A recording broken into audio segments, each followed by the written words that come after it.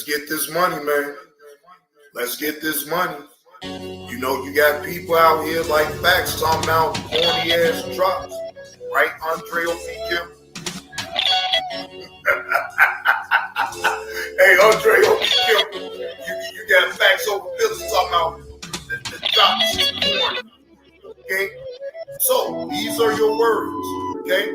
So, Andre O.D. Campbell would never, these are your words. Okay? So, Andre O.D. Campbell would never respond to you at all. You ain't making no money.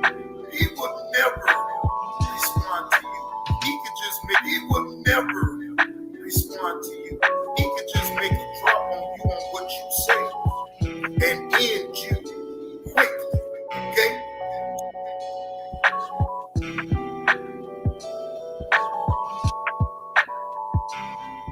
Nigga, I don't give a fuck about your feelings, nigga. Nigga, I don't give a fuck about your feelings. Get my pennies, nigga. Nigga, I don't give a fuck about your feelings, nigga. Nigga, I don't give a fuck about your feelings. Get my pennies, nigga. And to your measly 85 subscribers that you got on your channel, you still ain't no match for me, even on my second channel. Facts. You're no match for me on my monetized. You're cooked on the monetized channel. I mean, come on, Facts. Come on, I done RIP'd you so many goddamn times it ain't even funny. You know, I do word circles around you, Facts, on this YouTube streets. Because, Facts, you're easy to beat. You just tell lies, and I can easily debunk you. No matter what the situation is, I can debunk you, okay? Because you just don't know the lies that you tell people, listen. And then we're able to bring it back up on you every single time. Because what you're not going to do, Facts, is spread the way you want to be on everybody else. You don't have that right to do that. If you want to be a lying, faceless sack of shit, you have every right to be that. That don't mean, you know, a person like me or anybody else of that matter want to deal with that type of thing. You are a conniving, manipulative, opportunist. You go where the wind blows, where the content is hot at. You add yourself to it when nobody asks you to come around. You add yourself to everybody. Barbie girl team, damn D. The list goes on and on. The only person that accepts you for your raggedy ass ways is Regina. That's the only person on this app that really accepts you. Because not even Lonnie accepts you. She don't even take your calls no more. Waxy. The people that even watch you, Facts, they only watch you just for the entertainment part. Don't get it confused. They know you a lying sack of shit because they be over here talking about you over here, talking about how you lie. KB305 be in your chat. He has even said it out of his mouth that he supports you, but even he knows, nigga, I don't give a fuck about your feelings, nigga. Nigga, I don't give a fuck about your feelings. Get my pennies, nigga. Nigga, I don't give a fuck about your feelings. Nigga, I don't give a fuck about your feelings. Nigga, I was nigga. You on your own, brother. You sit up here and crash out by yourself. I don't give a fuck how much you may remind me of my little brother. I don't care. I'm not about to sit up here and watch you crash the fuck out. I ain't gonna be able to do it. I ain't here to coddle you, nigga. Fuck that. I done tried to coddle you, nigga. I done tried to keep them elders up off your ass. And let me get my pennies, nigga. I'm tired of getting cursed out by the elders about your shit. And let me get my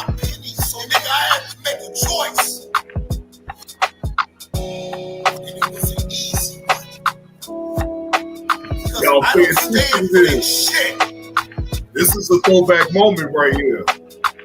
Hey, King, my pennies, nigga. It ain't nobody that's over here that's gonna rock out like that ever.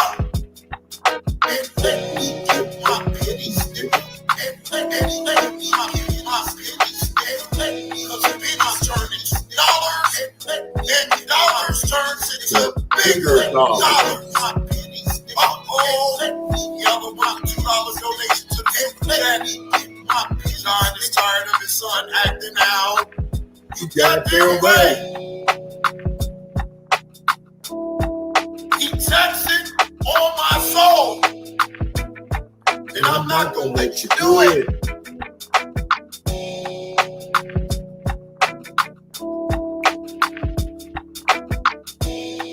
I can't let you do it. Give my pennies, nigga. No matter how hard you try. And nigga, I'ma be watching. Nigga, I'ma be watching you, nigga. I'ma have motherfuckers watching you any goddamn way, nigga. Many they check to say my penny, anything I told you about my pennies, nigga. Or about women, my pennies, nigga. Nigga, I don't give a fuck about your feelings, nigga. I will clap your motherfucking channel, nigga. And that's my word.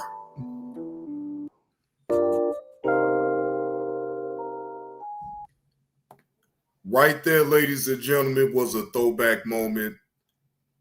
And it's true, it's documented. You know, no matter what nobody say about me, I actually came in and I didn't mind helping nobody that was trying to build the channel. I actually thought that that's what he wanted to do. But then once I started seeing the way he was moving and how he would just blatantly disrespect women that had an opinion about what he done said, it was like, no, bro, I can't be a part of no shit like that. Excuse me. So, you know, I was shit hell. Carlos was cursing me the fuck out. Carlos didn't want him over here. Yella didn't want him over here. Keep the Change most definitely didn't want his ass on over here. So I had to hear all of that from them, and yet and still, I still would allow him over here because I was trying to look beyond the bullshit what he was doing. But it was like, bro, I can't keep ignoring what you doing though. You feel what I'm saying? You moving funny. And at a certain point, I just had to cut ties with the man. Just man, and again, this is before everybody. What up with it, Egan? This is before everybody found out that he had that 4th degree sexual assault charge on his record. Now I had cut him off before all that even came out. But then when it came out, that shit, I was just glad that I cut him off the way I did.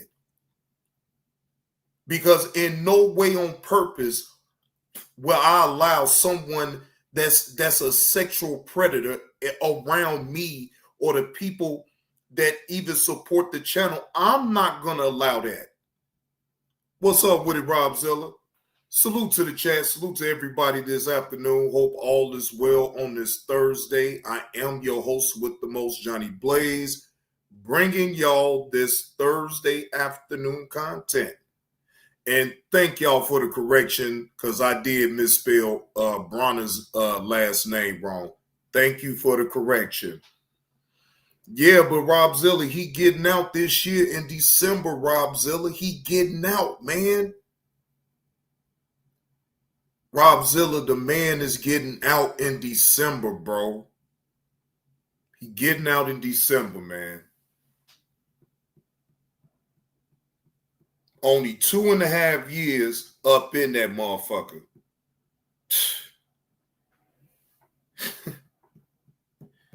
Yeah, he getting out. He getting out this year. This year, December, not next year. This year in December, yeah, he'd be getting out.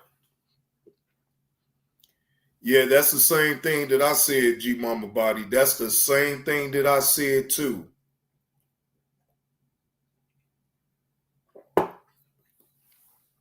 So Man, what's going on, Chef X? No, I'm just telling everybody the news, man.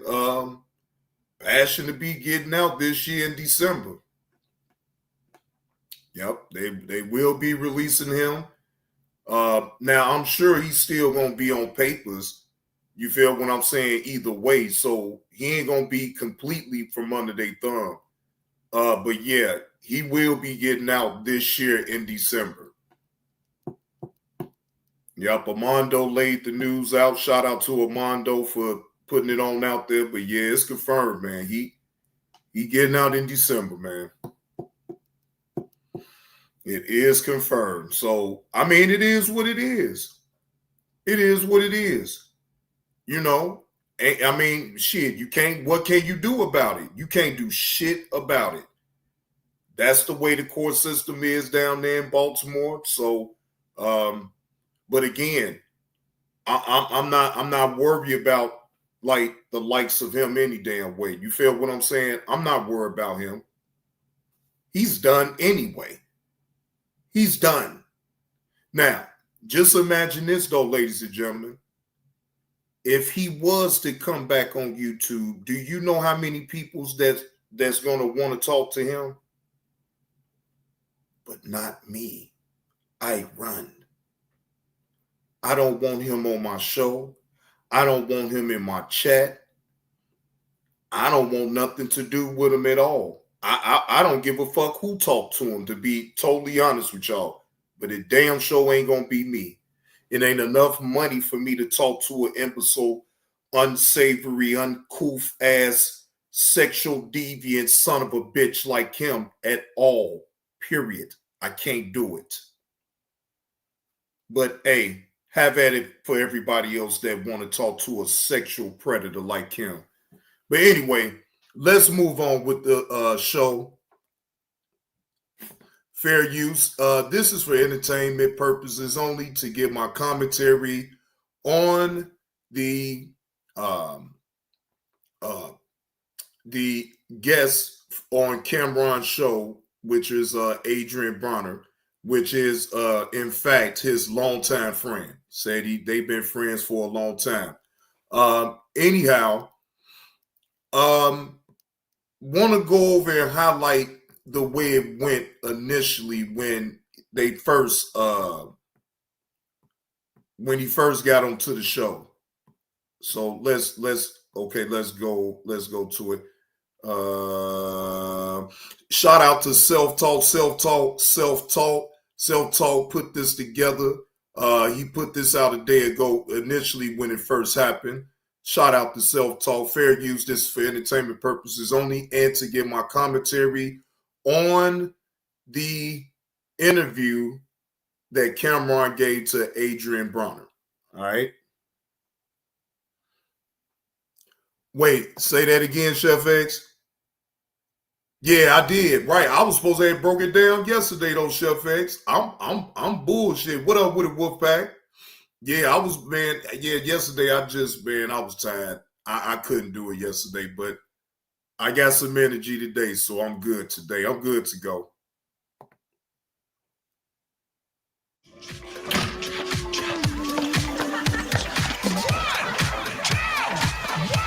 Hey, what's going on, YouTube? In today's video, I want to talk to y'all about the Cameron situation with Adrian Broner, man. I'm pretty sure a lot of you guys seen what's going on. If you don't know, man, Cameron kicked off Adrian Broner live on this podcast show. It is what it is with Mace. And yeah, man, he kicked him off because Adrian Broner appeared to be under the influence, and also he kept flirting with the co-host Stat, and it kept getting weird and uncomfortable the more that he kept doing it. They had told him to chill out, and he wouldn't, man. And I would like to highlight that clip. Let's check this clip out right here. Then we're going to follow up with some more commentary and show you guys the backlash that Cameron received for doing that. Let's check out this clip. Hey, right James. What is it? It's just like the show. We can say what we want to say. Exactly, 100%. So when I see, shout out to the motherfucking ultimate showgirl, Tampa, your motherfucking ass down. It's Checkmate, the ultimate showgirl. Tampa, your motherfucking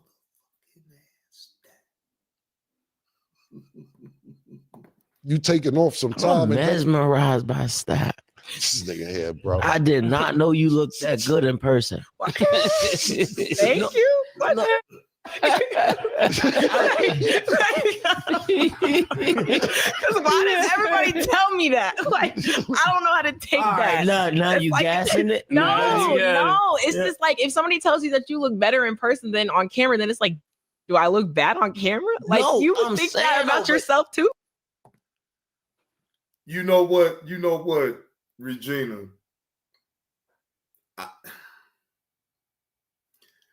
I'm not even go. Yeah, last night. Yeah, I know. I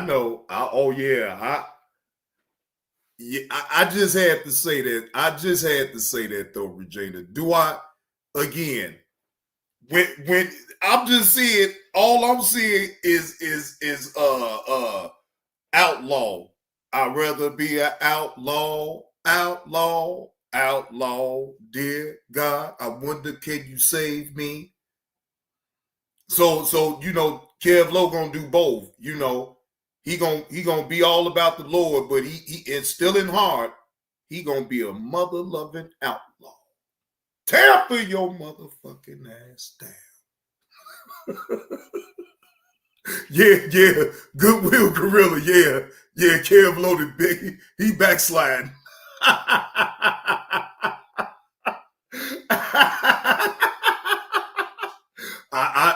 I'm already knowing, Regina. I'm already knowing.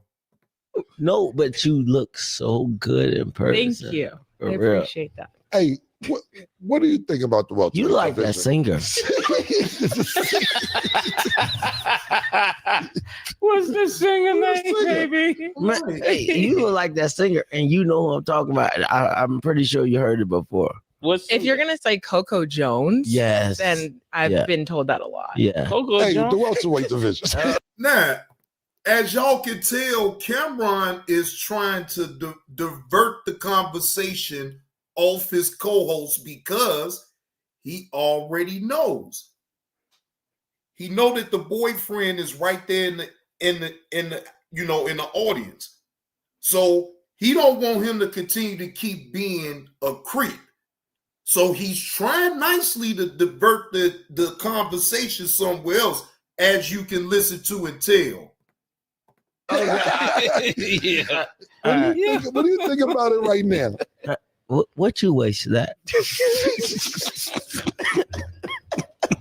See, he never lets up on it. He continues to give compliment to the co-host. Now, the whole time, you about to hear Cameron step clean on in and ask him nicely, hey, bro, a boyfriend right out there, I just told you, you know what I'm saying? Let's chill out, G. Chill out. I'm not gonna say my way on camera the way it was supposed to be. But the welterweight division. Right. Stat. I love you. What a guy. I'm sorry. My bad, y'all. My bad. The welterweight division though is brother, absolutely.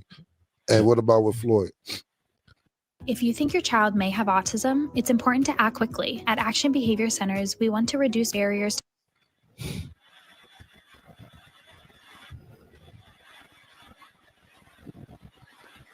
Okay, we guess we can move on to football then. Stat. Oh my God. Just that. Let's do the football. I guess that answered the question about Floyd. Okay. Well, you ready for football? Stat. Today we are joined with our analyst. Listen, all right. You know, y'all want to know what's crazy, bro? I really love that nigga, bro. Hey, I know the real Static though. What is it? What's the real Static? Stat. I think you deflect when I ask a question you don't want to answer the stat. I can't talk. I mean, all right, you told me to stop. My bad, bro. You're amazing. All right, hey, we gonna have to ask you.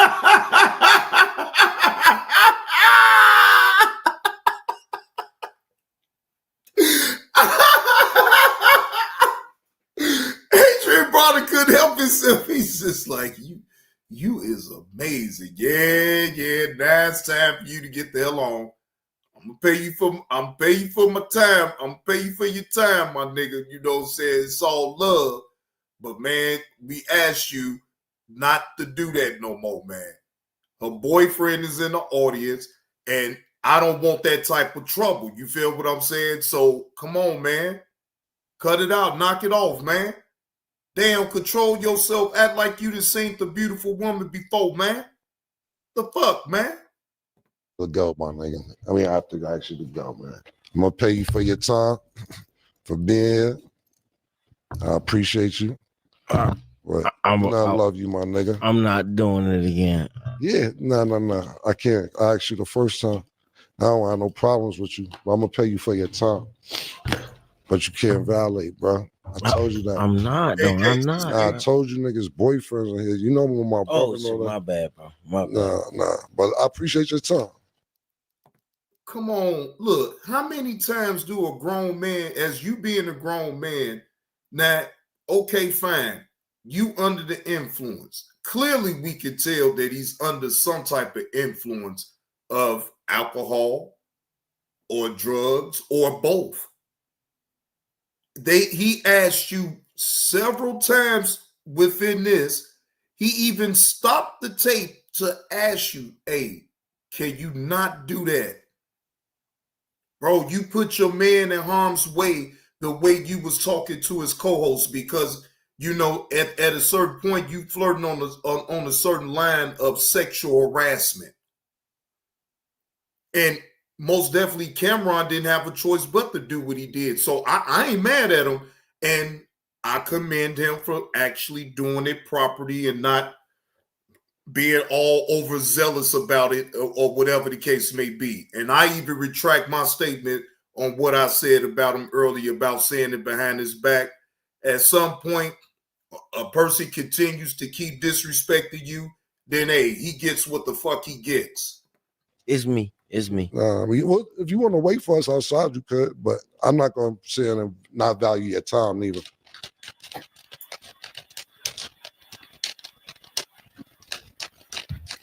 That's why I love you, Cam. You a good nigga, man. Appreciate you, bro. Thank you. You want to wait for me? You could, but I appreciate it, bro. You gotta jump out. Thank you, man. I gotta wait on you. Yeah, no problem.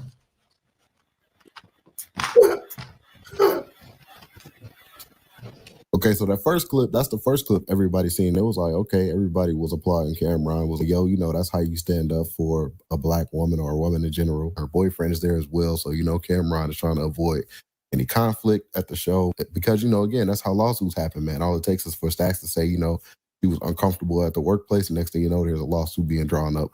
Not saying she would do anything like that, but that's how situations like that can happen, right? So I want to highlight the backlash Cameron received for going at Adrian Broner after that clip. So let's check out this clip right here. I'm going high. Say it again. I'm sorry. Let's take that over. Yeah. Nigga, I was looking at I'm sorry. I'll do it again. 5. Somebody, this nigga want to talk to me. And nigga, you a alkie, nigga. I don't want to talk to you, nigga. I just needed you for entertainment for the show. Fucking junkie. Damn, fucking junkie. God damn. Like, I don't need you. I just wanted you for the entertainment. He was just using you. He was going to pay you for your time. And he wanted you to be a goddamn clown for him on this damn show, you punk. He don't need you, you goddamn junkie. You alcoholic junkie. Man, just imagine but look, that's the harsh truth, though. That's the harsh truth. Check out this clip right here. I'm going high. Say it again. I'm sorry. Let's take that over. Yeah. Nigga, I was looking at I'm sorry. I'll do it again. 5. Somebody, this nigga want to talk to me. And nigga, you a alkie, nigga. I don't want to talk to you, nigga. I just needed you for entertainment for the show. Fucking junkie. Go ahead. Damn. I mean, once you keep listening to it, though, KTC, you be like, damn, did he have to go there, though? I mean, at first I was like that, like, damn, did he really have to go there? But I think about it this way, too, though, and Carlos had to make me look at it on the other side. His low blow was doing what he did to his co-host, disrespecting and being over the top flirty. Once he told him that, look, her boyfriend is right there in the audience, and you're being weird about it. You feel what I'm saying? So like, you coming in, he telling you not to do it, and then you still continuously keep doing it. At a certain point, shit, you the one that's being disrespectful now. So now I gotta disrespect your alcoholic junkie ass. Because you trying to fuck my money up. Because guess what? Like Self-Talk said, even if she don't go through trying to file a lawsuit against, I mean, you still gotta protect yourself. You violating up in my motherfucking house. Like, get the fuck up out of here, junkie. Alcohol. I just needed you for entertainment. Yeah, I love you, but I still know you an alcoholic junkie. Fucking junkie. Hey man, my bad. No, you're all good. 5, 4, 3, 2. Welcome back. Now let's get into our underdog picks of the day. So as you can see in that clip, man, Cameron was going off, calling AB a junkie and stuff like that, and was like, you know, I just used you and only just needed you for the show, and that's it. Like, I'm not finna be trying to contact you or anything like that. Money? But let me highlight this next clip of Cameron being called out.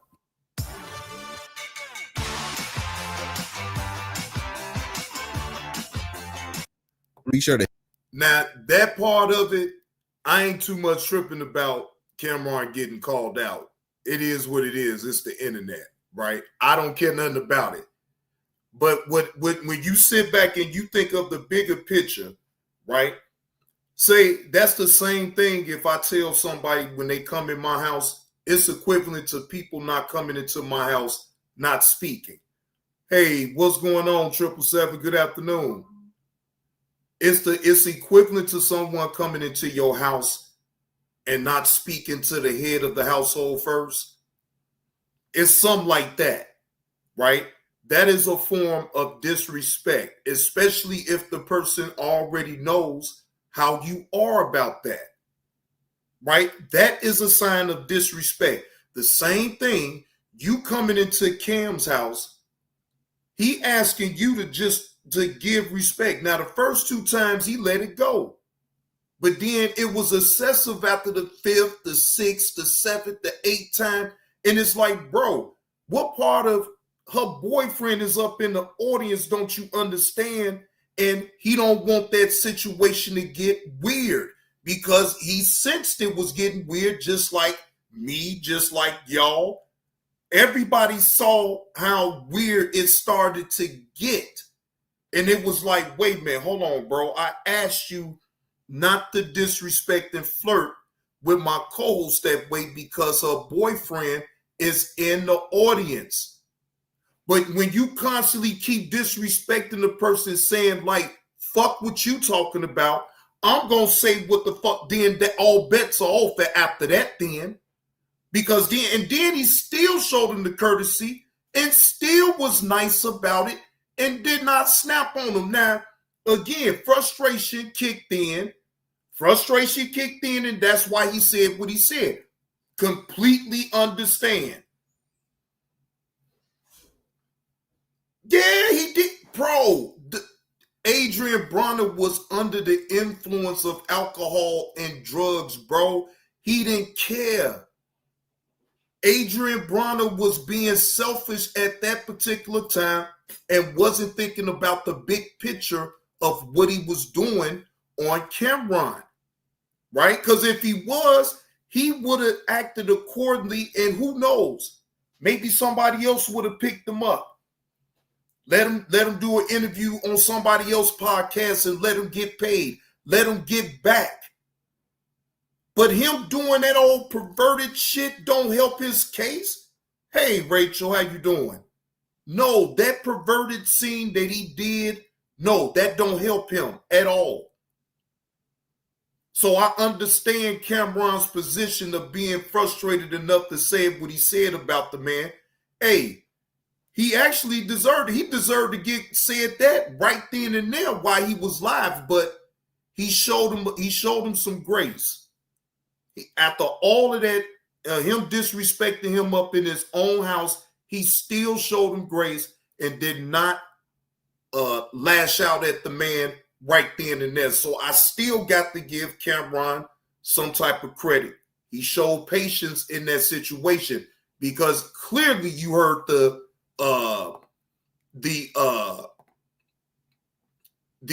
frustration up in his voice when he said it. Yes, he hit him below the belt for a reason because he was mad. He disrespected him in his own house. And one thing's for sure, and two things for certain, ladies and gentlemen, you cannot disrespect the man in his own damn house without it being some type of consequence. Now, shout out to this content creator, but what do I know? Boxing. He dropped this 18 hours ago. Cameron responds to Adrian Broner's fiasco on his show. He responds to everything. Let's take a listen. Fair use. This is for entertainment purposes only, and to only give my commentary on Cameron's response to Adrian Broner. I'm going high. Say that again. I'm sorry. Let's take that over. Yeah. I'm sorry. I'll do it again. 5. Somebody's going to talk to me. You are I don't want to talk to you. I just needed you for entertainment for the show. Fucking go ahead, man. My bad. No, you're all good. 5, 4, 3, 2. Welcome back. Now let's get into our underdog picks of. What's good, everybody? I just wanted to talk about the AB shit real quick. You know, I didn't even address it yesterday, anything like that. But I just wanted to put some context to what happened. Because I see a few people like, yo, Kim, how you love the nigga? How you say you love the nigga, then kick the nigga out? Look, I didn't just meet AB that day. I've known AB for some years, and I consider him a friend, to be totally honest with you. Not the friend that you be like, yo, let's get some bitches. Yo, let's get this money. Nah. One of them friends where you be like, yo, how you doing? When we bump into each other, mutual respect. And we got some mutual friends in Ohio. So that's first and foremost. And when I seen him walking through the casino, I said, yo, hey, come on the show. It wasn't like he was booked to come on the show or anything like that. And he came on the show. And I seen he was a little tipsy, but he was definitely coherent. Right. If you watch that whole episode, very witty, very funny, quick on his feet. I think he has a great career in television. If he doesn't anymore, I think he's very funny, witty, etc. And he's a friend of mine. But the context of the whole thing was basically if your friend comes to your house and he keeps flirting with your 23-year-old sister after you ask him, stop flirting with my 23-year-old sister, and he doesn't listen, you got to get out of my house. That's basically. That's to sum it up. That's to sum it up. He laid it out to him. He told him, bro, you coming up in my house, I'm asking you not to flirt with the co-host. Like, come on, bro. He knew he was under the influence, but he was still coherent enough to pay attention to the conversation and be able to engage. So at that point, either you didn't give a fuck or you want to use the excuse that you was drunk and you didn't know and all that old dumbass shit when in fact you was an adult. Like, get the fuck up out of here.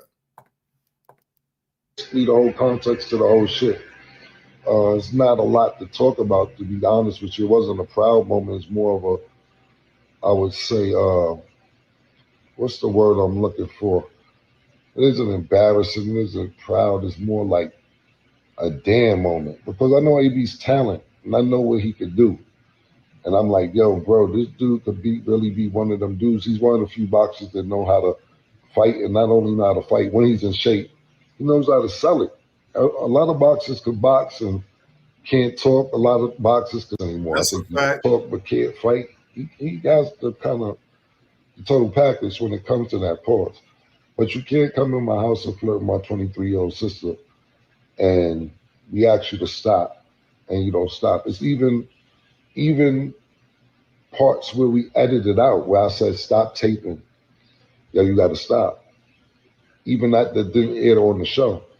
And he said, cool, but then he didn't stop. So that's just basically the context of what happened. And it was some things, that's what I did want to say. It was some things that I said when he left the room purely out of frustration. it's like your man, you know, he's super duper good in what he does, but he just can't get it together. So when he walked out the room, what I said was more out of frustration, like, this fucking nigga, I'm not gonna repeat what I said, but it's more like. Right. Now,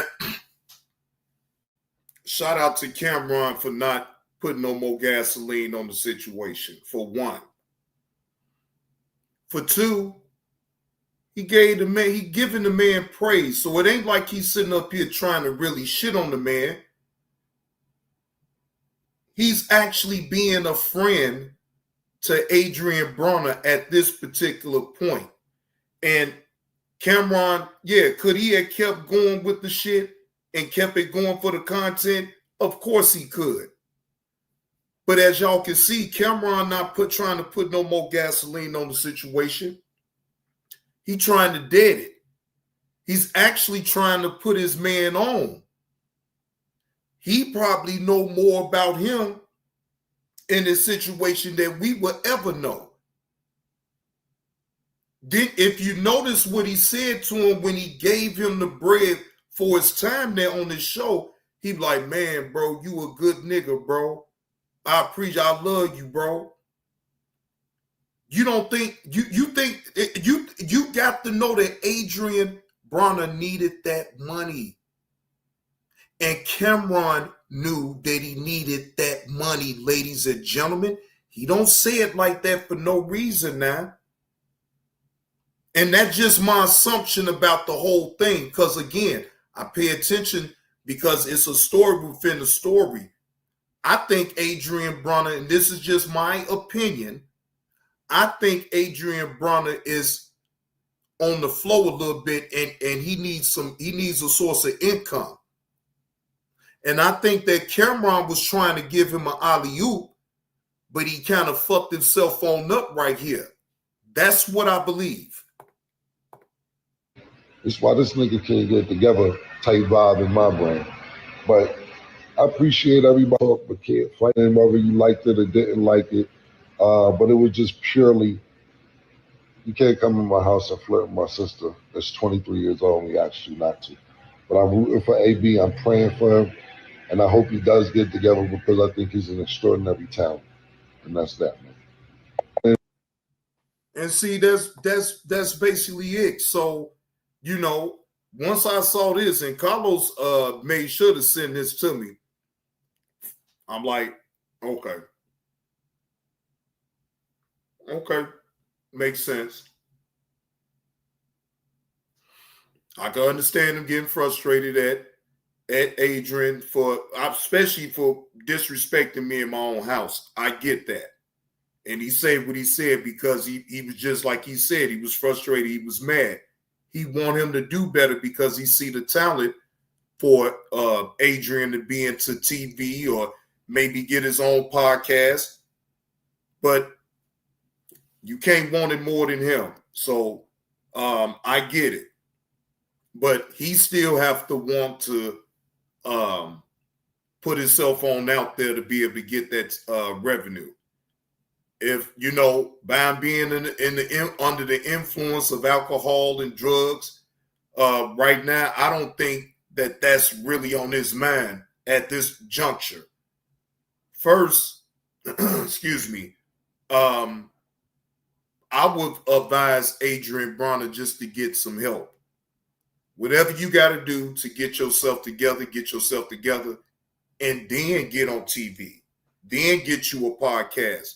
But right now, at this point, the way you are now, it ain't going to work. If you did that on Cameron's show, just imagine what he'd do if he's trying to go live on his own. Something to think about. But, you know, a lot of people on here love the drama bullshit anyway. Love a motherfucker see a motherfucker drunk so he can talk shit and, you know, so who knows? I don't know. But me personally, I would get help first, then get on TV. But who the fuck am I? Just my opinion. Just my opinion. All right? I'll be right back, ladies and gentlemen, taking a quick break.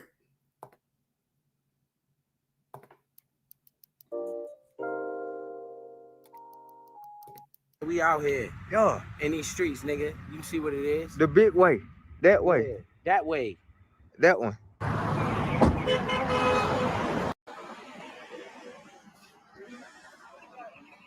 I asked you nicely, Biz 101, to leave my shit alone, bro. I don't play none of your videos. I would never play a video from a dude that was on the sex registry in Virginia for 18 years. And you gonna let your co-host pump you up and get your channel knocked the fuck down, bro. But I guarantee you, when it's all said and done, bro, I'm gonna get that channel, bro. This ain't no arguing. This ain't no back and forth. Nigga, I don't give a fuck what you want to say about what I'm talking about, nigga. I'm coming after your channel, bro. Biz 101 thought it was sweet, Pride Time B. He thought he could play my content on his channel. I told him good. Don't play this content over this channel. You're gonna see a strike, a copyright strike every fucking time. I don't know what these trolls wanna come up in here and lie for them. I don't sit over here in this channel and talk about them. Now, not even on the other channel. Now, I might bring them up briefly, but look how many times they bring me up and talk shit. Or say Fruitcake 35 or Johnny Blaze. So, I'm not supposed to respond the way that I'm doing though, huh? Oh yeah, out of there, Pride Time B, they out of there. Well, oh, why they live? They live. Oh, Fruitcake 35. Oh, Fruitcake 35. Yeah. Then next thing you know, whoop. Copyright strike by JB2 Reactions. Play stupid games, you gonna win a stupid prize with me all day long. Appreciate that slap on the neck, Lord. Appreciate that slap on the neck. Why the fuck would I play Biz 101 content? I've been told it. So I don't feel bad about sending no damn copyright straight to them. Man, I know. You degenerates, you unsavory motherfuckers that's coming up in my chat. I don't know you. So you can call me. You can say this. You can say that. I frankly don't give a damn. I don't know you. I asked you nicely, Biz 101, to leave my shit alone, bro. I don't play none of your videos. I would never play a video from a dude that was on the sex registry in Virginia for 18 years. And you gonna let your co-host pump you up and get your channel knocked the fuck down, bro. But I guarantee you, when it's all said and done, bro, I'm gonna get that channel, bro. This ain't no argument. Why the fuck would I play Biz 101 content? Why the fuck would I play Biz 101? Why the fuck would I? Biz 101, there go the email right there. There go the email right there. Yes. They go the email right there. So now they can't sit up here and say, oh, Johnny Blaze didn't do it. Yes, the fuck he did. He go the email right here. He go the proof. Biz 101. He go the proof right here. Biz 101. Biz 101. There go the proof right there. Biz 101. Yeah, it was me, Biz. Yeah. Biz, it was me. Hey, Biz 101, Brian. You know what this means, Biz 101. I'm supposed to get hellified donations around here, Brian. Biz 101. Biz 101. If I did what I did with passion, what the fuck you stand a chance with me for? Shout out to the chat. Good afternoon for those who's just tuning in. Welcome to the show. I am your host with the most, Johnny Blaze, JB2 Reactions, giving y'all some content for this Thursday afternoon. All right. Hopefully all is truly well with everyone. Hopefully y'all are enjoying y'all day. Appreciate y'all coming out of y'all time, giving me y'all time to check out the content. I do appreciate it. Appreciate what's up with a K20 EP1. What's the word, man? Reggie Reds, what's the word, man? Be safe on out there on that highway, Reggie Reg. Be safe, bro. Be safe. Hope all is well with you on that highway, man. I know you got to get on out there and get that bread, so I get it. You know I do. Already, man. So this motherfucker here. Here come Carlos. Ain't you supposed to be getting your hands and feet done? Shit, the fuck? Ain't you supposed to be somewhere? Ain't you supposed to be somewhere, Carlos, getting your nails and feet done, nigga? Now, wait a minute. On a serious note, on a serious note, y'all. On a serious note, this content was dropped 2 days ago. A 14-year-old faces a second-degree murder charge after allegedly shooting 18-year-old Marlon Lane on Jacksonville's west side. All right, fair use. This is for educational purposes only and to give y'all current events as they come along. This comes from First Coast News. Again, this was dropped 2 days ago. Escape to Wind Creek Casino and try something totally new. Go from casino playing and...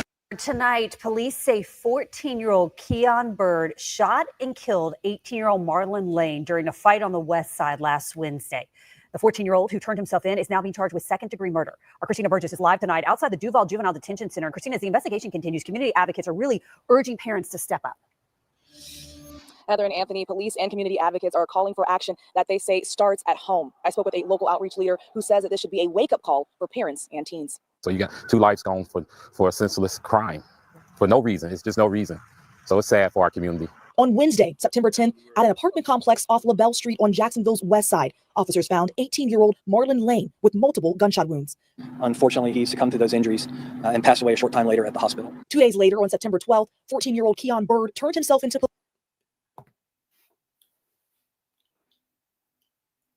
Look at this. He's facing a murder charge, ladies and gentlemen, at 14 years old.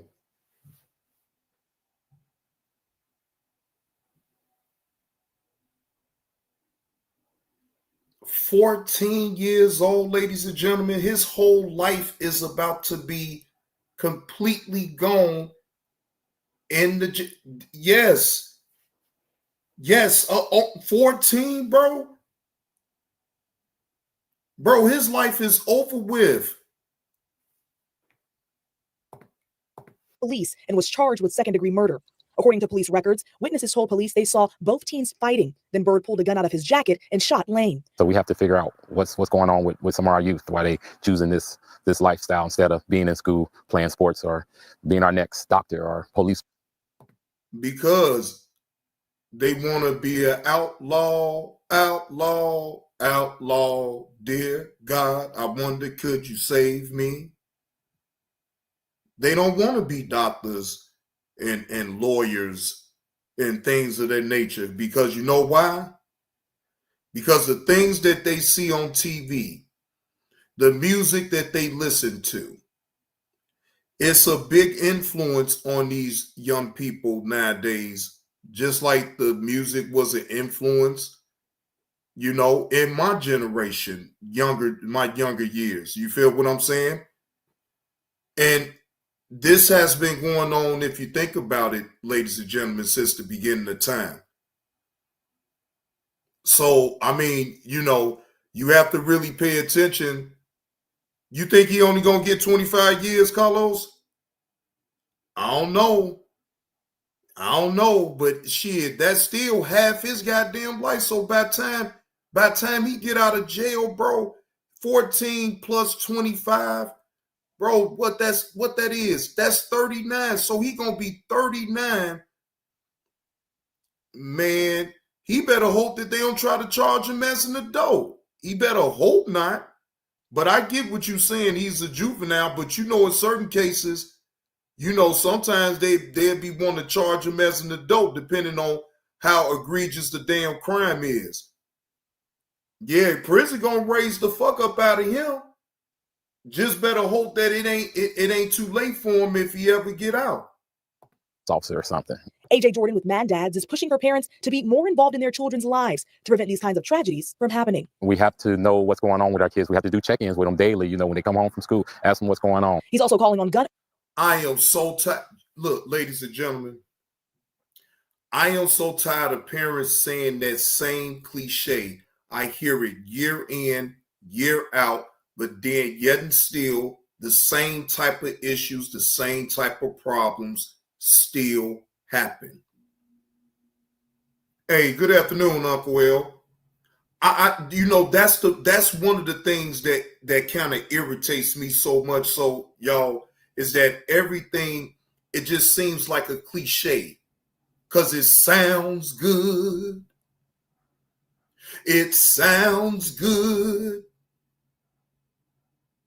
It most definitely sounds good. But when is it going to be applied? That is the better question. Y'all know the solution, but yet and still, you're not going to be able to watch your kids no 24 hours. You got to work.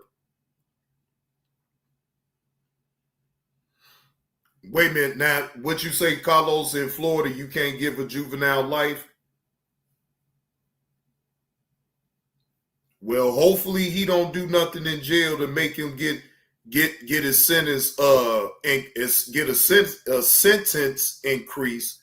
You know, I understand he gonna do his time, but once he get of age that he could go to adult jail, he still got to fly right, because the moment that he's still making infraction, they can still tack on time to him. Now, can't they? Right, that's what I'm thinking. Well, hopefully, yeah. Now, Deja Vu say in most states he'll be charged as an adult. He'll be housed in juvenile until that 18th birthday, and exactly midnight, his ass would be transferred with the big boys. Yep, in that order. Good afternoon, Deja Vu. How you doing? In that order, that's exactly what's gonna happen. Owners to keep firearms out of children's hands. Keep your weapons secure. Put them up. Lock them up so our youth can't get them. With two families' lives changed forever, Jordan says the impact of this shooting ripples through the community. Only can imagine what both those families going through. We got 2 lives gone. According to a GoFundMe that was started by 18-year-old Marlon Lane's family, they say that he was a teen who had a carefree spirit. As for that 14-year-old Keon Bird, he's being held right here at the Juvenile Detention Center. Reporting live in downtown Jacksonville, Christina Burgess, First Coast News, on your side. Quality at unbeatable prices? Yes, chef. Horse duvers? It's an Aldi thing. Were you sexually abused by staff, guards, or other adults in a juvenile detention center? Many victims have already received. You ain't lying about that, KTC.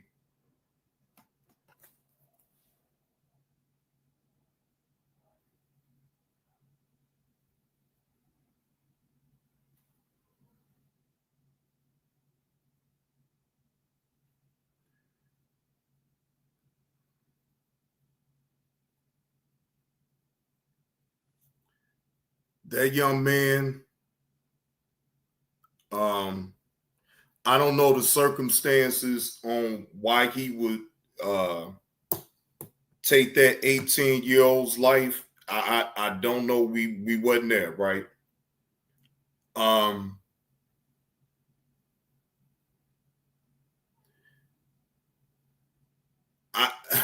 That's just so hard to engage in a way to even give an opinion. I feel sorry for him that he even have to go through all that he even put himself in that situation. Because who knows what really took place in order for him to up his gun on the 18-year-old and unalive him.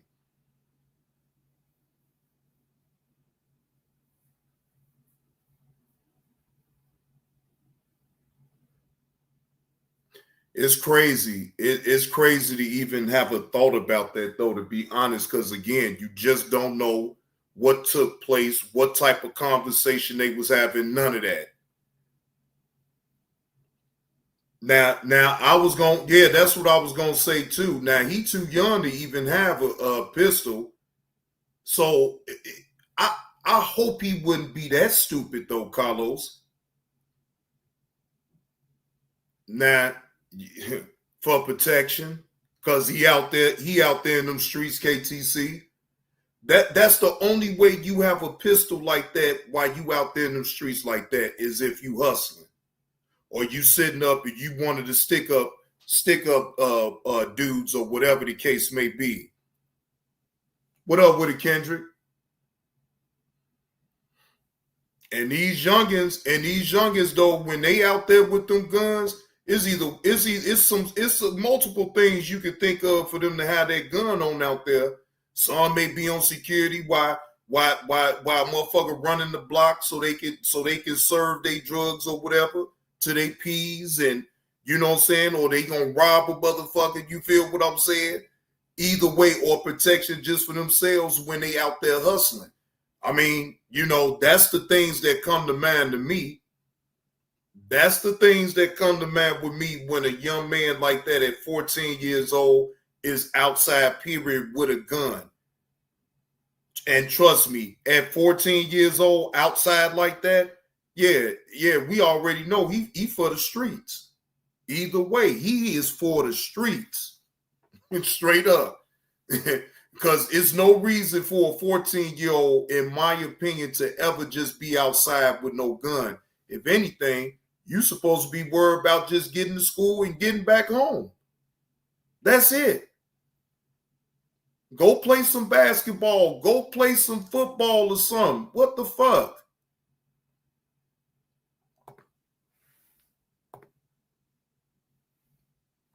These goddamn kids don't know how to just go. Well, not all, but most don't even know how to go and go and play some damn sports and stop being. Because I know peer pressure is a son of a bitch. I understand that. I understand, but you got to rise above it and learn how to just stand on your own. Now, I want to get this straight. Because I saw some people say that Jimmy Kimmel got canceled because of comments about Trump. No, he made some comments about Charlie Kirk. That's what got him suspended from off of his show, right? And what up with it, Stilly Dan? And you would think him of all people. Oh, they said indefinitely, so most definitely he is canceled. You might as well say he's canceled. You put your livelihood at risk even talking about it in the first place. Let's just be honest. Your channel is supposed to be about entertainment. Now, once you go a certain way with your entertainment and you get to making kind of harsh jokes about political people, yeah, well. Oh, it's an article out on what he said, Kendrick. It's an article out. And trust me, I checked my sources before I even was going to talk on this. I mean, either way, I don't feel bad about him. I don't feel bad. Hey, it is what it is. He'll bounce back. He'll bounce back either way. He'll get back up. You know what I'm saying? This is just a minor setback for him. He ain't tripping. Trust me, Jimmy Kimmel is not tripping about this at all. Exactly. And all, look, KTC, he gonna make a video on whatever social media platform, right? He gonna issue an apology. He gonna bite down on that apple once again, and all will be forgiven after a certain amount of time. He'll be back. He'll be back. I promise you, he'll be back. He ain't tripping.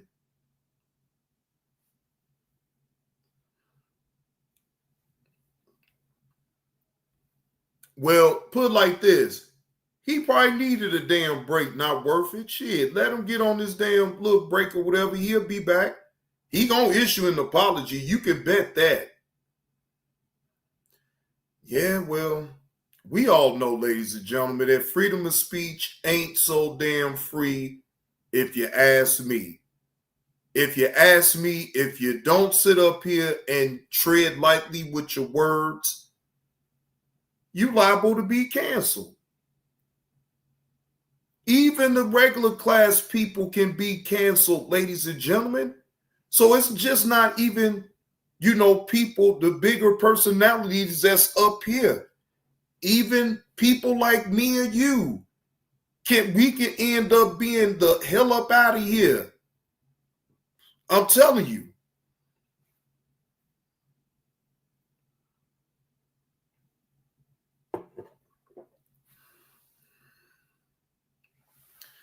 Man, I'm trying to tell you, Carlos, freedom of speech ain't so free at all the way people think it is.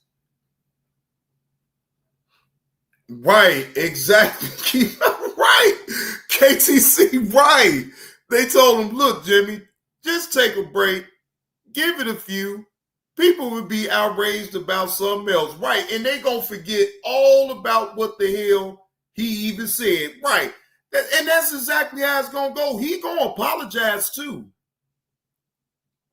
He's going to apologize. I can bet. And I'm going to be waiting on that video on when he apologized. He going to apologize and just sit back and take him a damn vacation. That's all he going to do. He going to be right back doing the same thing that he normally do. He just going to make sure not to go there with any talk about, you know who. Yeah, it most definitely come at a price.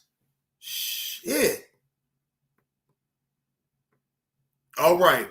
Now, here go Jesse Lee warns mystic pastor as his theologically gets triggered.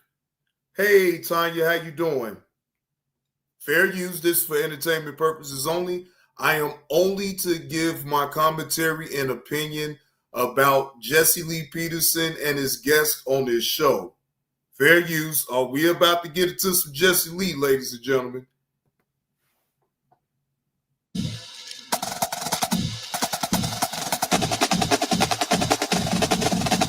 I have with me Pastor and Dr. Seth Pickens of Zion Hill Baptist Church here in Los Angeles, California. I appreciate you being here. Thanks for coming. My pleasure. Do you believe that the churches are failing the people nowadays? To an extent, I would have to say yes. We know that church membership generally in America has been on the decline over the last 40 years. And when you look at some of the social problems that we're facing, financial problems, public health issues, spiritual issues, then, the church, the pastors, the leaders are accountable. At your church, when you're up ministering, do you tell the truth about what's happening? Well, absolutely. Yeah, I tell the truth, yes. And do you deal with these social issues from the pulpit of your church? Yes. You sure? You don't look like you're too sure. Yeah, I deal with them. I deal with them in the way that I feel God has given me to deal with them. For example, do you deal with abortion from the pulpit? Not much. Why not? I don't know. It just hasn't come up much, and it's a complicated issue. Complicated in what way? How is abortion complicated? Yes. Well, it's legal in America. I think that, even the Bible says there is a time for everything, and there may be circumstances when that is the wise decision, in my opinion. Plus, it's legal. Is it wrong for a woman to have an abortion except of the mother's life being saved? If her life is not in danger, is it right to have an abortion?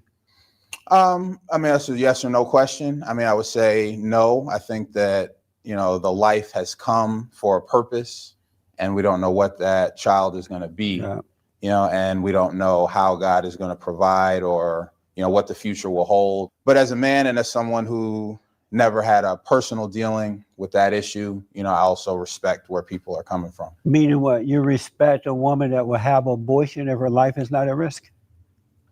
What the fuck? Wait a minute, Jesse Lee. Wouldn't that question be better served towards a woman versus a man? How the fuck you expect him to answer that? He's not a woman. Oh my gosh, Jesse Lee. God damn it, man. He is not a woman, Jesse Lee. How in the world could he really, in sound mind, ladies and gentlemen, he is asking that question like he can really answer that. Jesse Lee, come on, man. What's going on, man? What's up, man? It would really depend on the situation. I would still respect someone, absolutely, even if they had an abortion and their life wasn't at risk. Would it be wrong for her to have an abortion if her life is not at risk? I don't know all the details. That's too. Oh my God. So wait, Jesse Lee. So you wouldn't respect the woman if a woman was R-worded, right? And she didn't want to have the product of her own. I'm trying to figure out. So it ain't unless her life got to be on the line and she about to die in order for her to terminate that pregnancy. In order for you to respect the woman, come on. And then on top of that, you're asking a man this question like he really got the answer. That's the part that's killing me about the whole thing. I say that her life is not at risk at all. Would it be wrong for her to have an abortion? Yeah, I would say that's wrong. I say that's not the wisest way to go. Yeah, yeah. From you let Jesse Lee bait you into that. Oh my God, beta. Amazing. You allow Jesse Lee to bait you into that answer. Beta, beta, beta, beta. Pulpit, do you tell them that that's wrong? If your life is not at risk, it's wrong to have an abortion? Like I said, I haven't said that per se in those words from the pulpit, but in counseling people, yeah, that's definitely the approach that I take, is that, you know, this has happened for a reason, and this is a life, this is precious, and it's your decision. You're asking me what I think, you're asking me what I believe the Bible says. I'm telling you. All right. Would God want them to have an abortion? I mean, that's something. These are some amazing questions here, Jesse Lee. You think he talked to the Father to find out if it's wrong? So he didn't have a conversation with the Lord then, huh, Jesse Lee? Do y'all hear the question that he just asked this man? Let me rewind this back so y'all can hear it again just in case. I'm trying to figure out, do you know about him having a personal conversation with the Lord for him to answer that? Decision. You're asking me what I think, you're asking me what I believe the Bible says. I'm telling you. All right. Would God want them to have an abortion? I mean, that's something. Would God want them to have an abortion?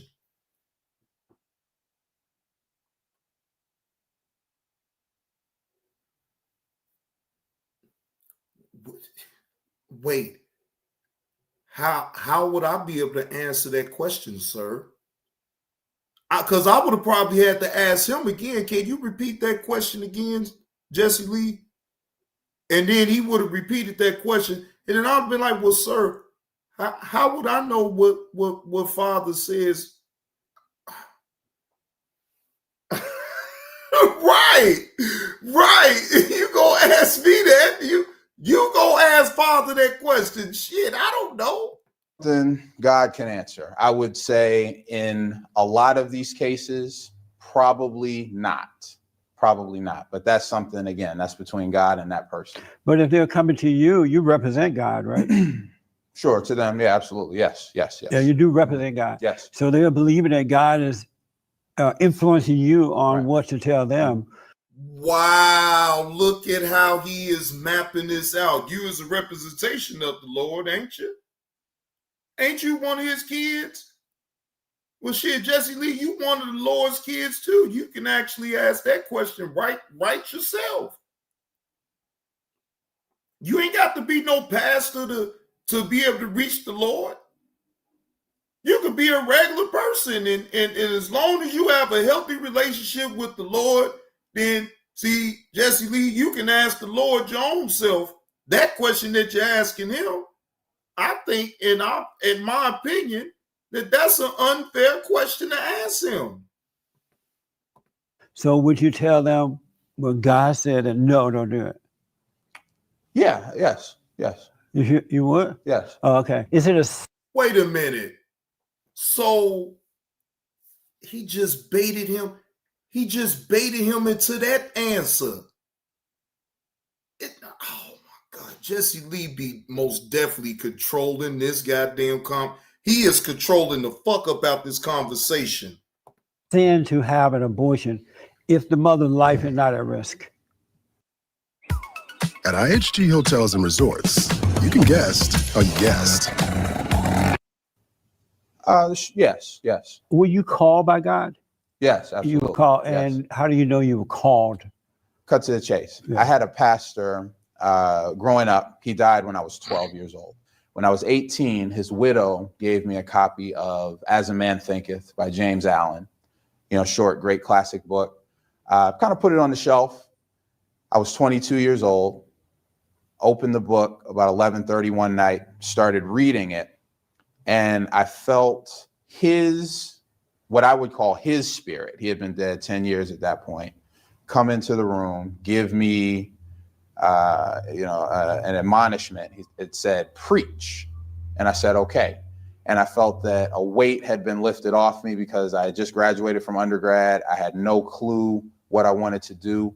I got this direction. I've always had kind of a knack for the word of God. I love to teach. I love to speak publicly. I love to be there for people, share. Do children of God sin? Yes. And is that in the Bible that says children of God sin? Well, it says all have sinned and fallen short. Right, but they weren't children of God at the time. Well, I mean, I think that gets into some of the theology. I think that everyone, and I think that's the message of Christ, if we're brothers and sisters, if God is the Father, whether you've acknowledged or whether you've accepted salvation, God is still the creator, God is the Father. That's the point of the message. That makes us children. That makes humanity children, and it makes humanity brothers. But you're and not sisters. sons of God if you're not been born again, right? I think the Holy Spirit has been pouring out over all humanity, over all the earth. And I think that we are all, if God is the Father of us all, that makes us children. But are you children of God without being born again? Yes, I think so. Yes. And why do you think that? Because God said you're not. Right. Why do you think you are? Yeah. If you've not been born again. Yeah. Whether you recognize God, acknowledge Jesus, ever heard of the Bible, over in the jungle somewhere, God is still your creator. God is still your Father. He created you, but you're not your father. Okay. Well, if that's the way you look at it, the way I Huh? He's your father, but he didn't create you? What? Jesse Lee, what the fuck is we talking about here, man? See, fair use, YouTube. I am trying to make sense of this shit right here. He's your father, but he didn't create you.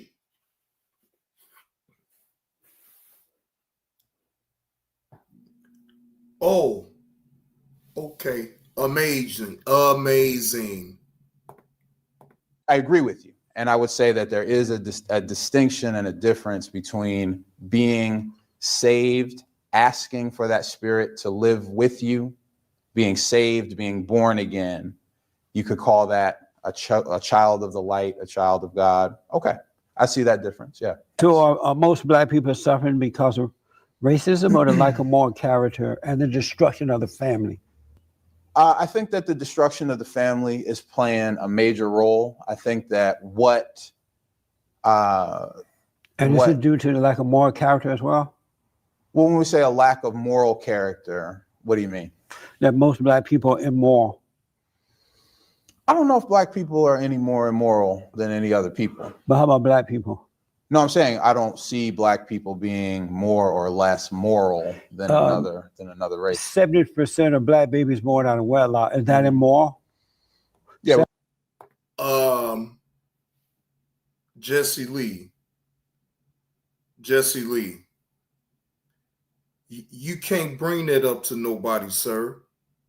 Remember you said that you had your son out of wedlock?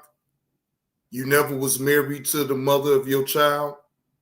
Remember that, Jesse Lee? And this is why I can't follow you right there, because it's like, how do you bring that up to make it seem so ugly when in fact you have a son out of your own mouth now, Jesse Lee, out of wedlock?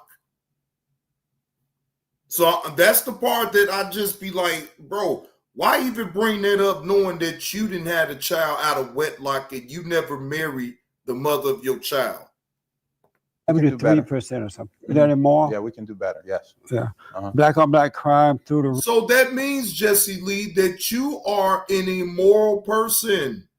By your logic, though, Jesse Lee, if we're going to be actually honest about something, by your own logic of you even asking this man that question, then that means that you are an immoral person because you had your son out of wedlock, sir. I mean, this is only by your own logic then, Jesse Lee. So that means that if you could call other people pieces of shit and being immoral, then that means that you're just the same. You're one and the same. Rough. It's a major war with black on black crime. Is that immoral? Yes. I read some things about you I wanted to ask about. You have called yourself a mystic, right? Yes. What's a mystic? A mystic is someone who connects with God outside of what might be considered normal liturgy. How did you connect to God, that being that? What did you do? I was 19 years old, and believe it or not, I had a job selling vacuum cleaners door to door. Oh, no, not worth it. He did ask just to get his opinion, but it's the way that, to me, I guess, when Jesse Lee asks a certain question, do he think about the question that he asked? Because for him to say it, that people, like he's saying, black people, 70% of black people have children out of wedlock is immoral, right? So he asked his opinion about that. But my point of it is, do he understand that then by that question that he asked, then that means that should he ask his own self that question? Because he have stated that he has had a child out of wedlock. So would he be in the category of being an immoral black person? Wouldn't he be a part of that 70 percentile that then had a child out of wedlock? You feel what I'm saying? So then to me, you asking an opinion to this man about that, but then answer your own question. Do you feel like you don't have any morals about yourself because you didn't have a child out of wedlock? He stated before he has never been married. He even said that he had made a mistake in having his child out of wedlock because his son's life was a living hell. These are his words. You feel what I'm saying? So, like, again, is he a part of that 70% percentile of people having babies out of wedlock? I would say, yeah. Very tough work. Right. And I was introduced to some teachers. Zig Ziglar is probably the main one, and some other teachers that talked about faith. And it was given to me in a setting. No, not worth it. Now, I was just messing. Not worth it. Damn, you can't tell when I'm messing with you. I didn't miss the point. Not worth it, I promise you. I was just fucking with you with that. I caught the point. Come on, I caught the point. But I still stand on what I just said about that, though. You feel what I'm saying? Then you can ask somebody else that type of question. Then ask yourself that: Are you an immoral person? Are you a person without any morals? You feel what I'm saying? Like to me, when you talk so strongly about certain circumstances and you are a part of the problem, then it's like, how the hell can you chastise and ask somebody else to shit?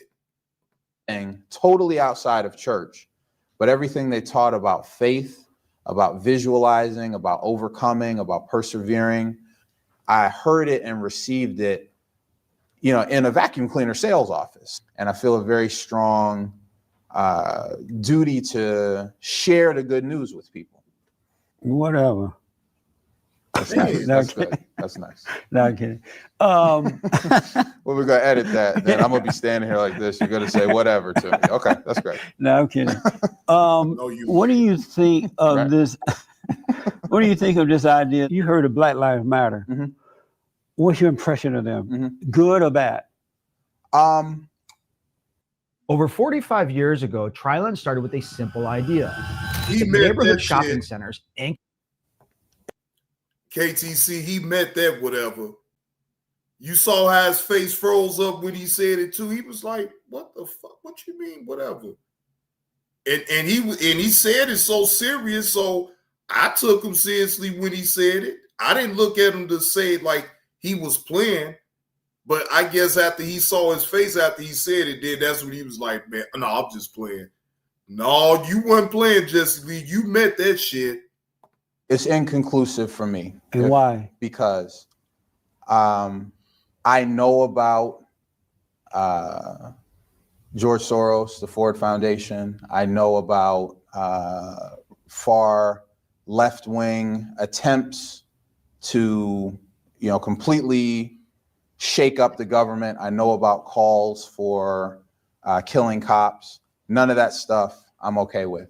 At the same time, Black people, salt of the earth Black people, with whatever level of wisdom they have, knowledge that we have, want to be a part of something, want to make a difference, want to connect. And this movement has answered that call for many people. And how has it answered that call when it's so radical and evil and agitative? And I mean, now look at how Jesse Lee slides his own opinion in with the question. Boy, Jesse Lee, boy, I've been listening to you long enough. I see what you be doing. You instantly slid your own opinion in with the questioning so you can bait him into a certain answer on how to answer it. Come on, Jesse Lee. Come on, man. Anybody calling for the killing of cops cannot be good. I agree with that. I agree. And also, no matter. See, Jesse Lee the whole time is pulling the strings on this whole conversation right here. If you're actually paying attention to him, he is baiting this man to answer certain questions that's in his favor with his own opinion mixed in with the question.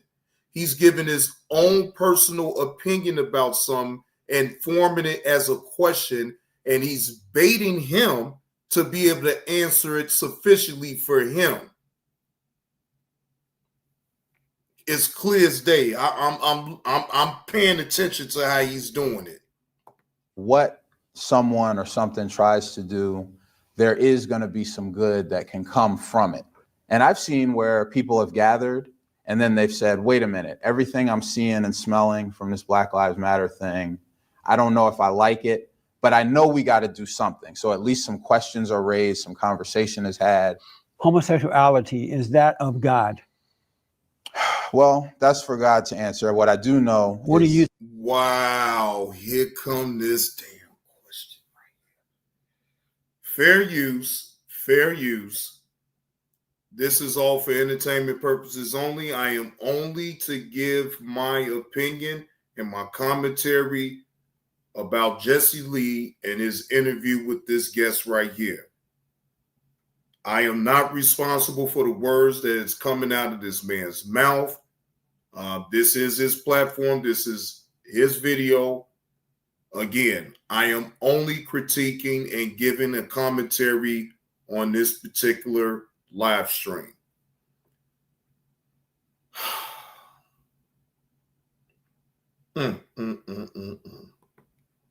Say, as a son, as a preacher of God.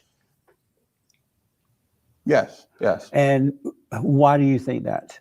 Because, again, studying scripture is one thing, and I know what the Bible says. What does the Bible say? Well, the Bible says in Christ there is no male or female. It also says when you see a homosexual, kill him. In Leviticus, it says that. So it says different things. So part of it also, and John Wesley talked about this, yes, use scripture, yes, use tradition, also use your experience and use reason. And so if there are two people, same gender, they love each other, you know, they love the Lord, they come to Bible study, they pay their tithes, they're seeking to be deeper. At night, they go home and close their bedroom door. At night, I go home and close my bedroom door. Wake up the next morning, you pay your tithes, you go to work, you pay your taxes. It's not my business what God has done with you. If I put the word of God in you or teach it, God's going to take away whatever needs to be taken away from you. So you think God can heal them of homosexuality? I mean, I don't know because I've not. But what? Oh, Jesus Christ. This is amazing. God damn.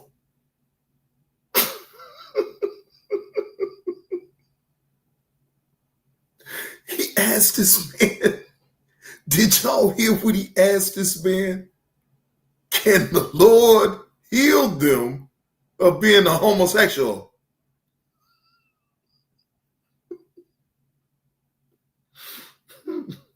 What I'm trying to figure out is, Jesse Lee, why are you asking this man this?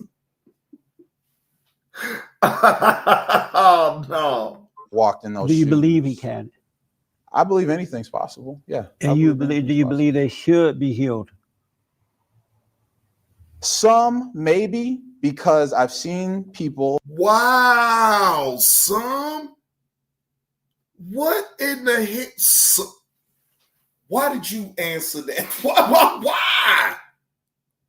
You allowed Jesse Lee to trick you into answering that bogus ass question, man. And then you turn around and say some of them.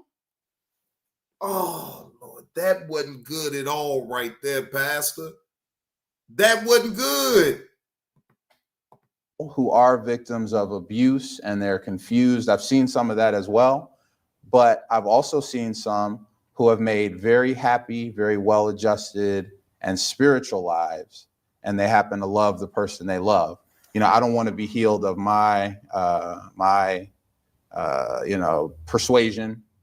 And so I don't worry about that. Oh, we got another one that don't want to say it all out loud.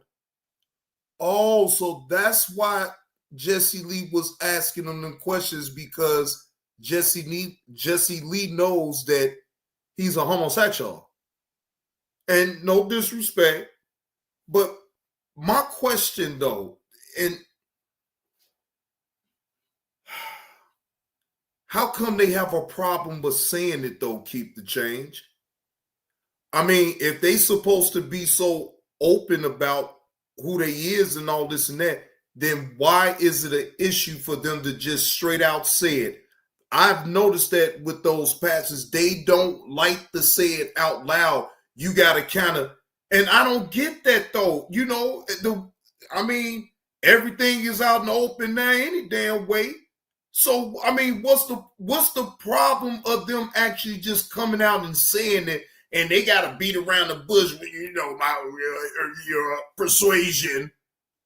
Like, I knew instantly right then and there, because I'm like, you wouldn't have to say that shit. If you a heterosexual man, why would you even have to say it that way? God damn. Yeah, the pastor is gay. No, I'm just saying in general, not worth it. I ain't meaning they like that. In general, if it applies, it applies. If it don't, let it fly over your head. Yeah. Listen to what he just said. Keep the change. Hold on, let me back it up some. I mean, I don't know because I have not walked in those shoes. Do you believe he can? I believe anything's possible. Yeah. And you believe? Do you believe they should be healed? Some maybe, because I've seen people who are victims of abuse and they're confused. I've seen some of that as well. But I've also seen some who have made very happy, very well-adjusted and spiritual lives, and they happen to love the person they love. You know, I don't want to be healed of my persuasion.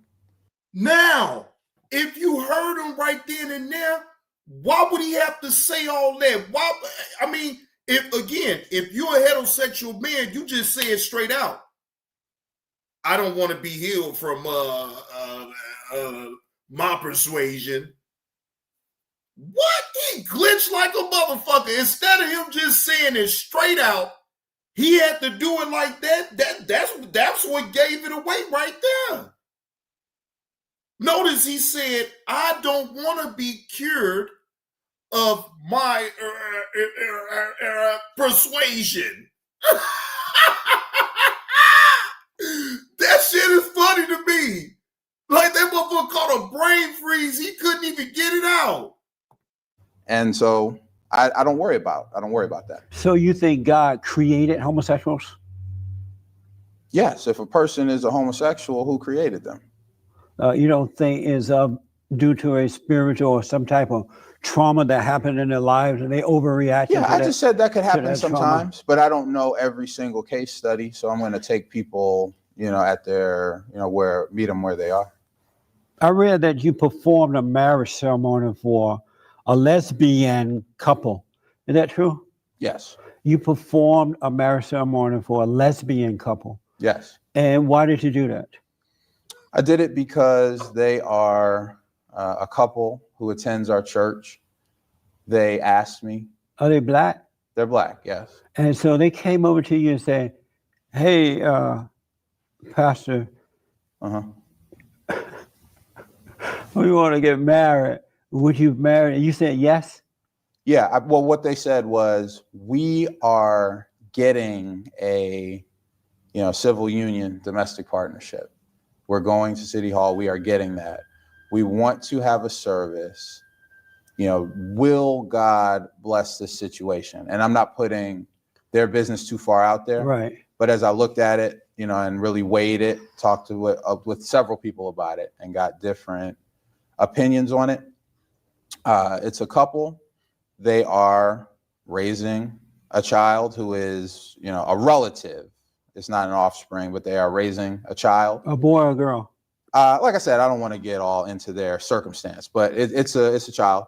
And so you let these people get dressed up and they walk down the aisle and the piano player, here come the bride. Essentially, right. Not exactly, but sure.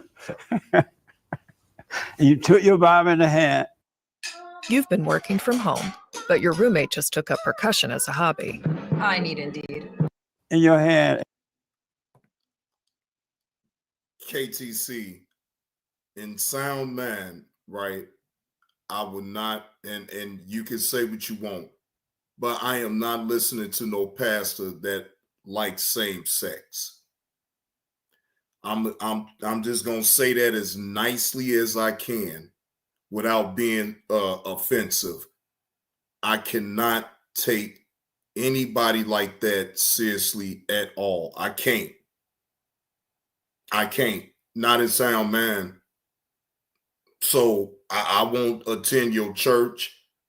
I don't want you trying to, talk to me about the Lord and all. I don't. Just go to you. If that's what you want to do, the people that you're able to reach out to, you do you with those people, but please don't involve me with it. Bye-bye. See you later. And you read the scriptures and you say, I pronounce you husband and wife. Yeah, pretty much, yes. Really? Yes. Is your church gay or something? Do you have a homosexual church? Not a major. Wow. He asked the man, do you have a homosexual church? Wow. I've never heard that, but I never heard Jesse Lee put it like that.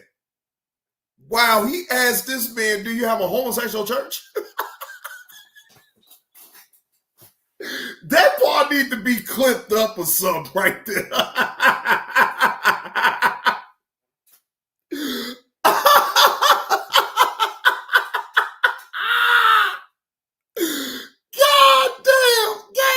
Hey, man. Boy, Jesse Lee, boy, hey, boy, you is a crank. Jesse Lee is a fucking crank, ladies and gentlemen. I'm sorry. That was way out of bounds right there. Affirming rainbow type of church. No. Right. No. But is there like a lot of homosexuals going there and everybody knows? Not a lot. Not really. And it's not. It's a 93-year-old Black Baptist church. What did the rest of the congregation say? I faced a lot of persecution, Jesse. I And bet. you know, when you really have the truth of what God has given you.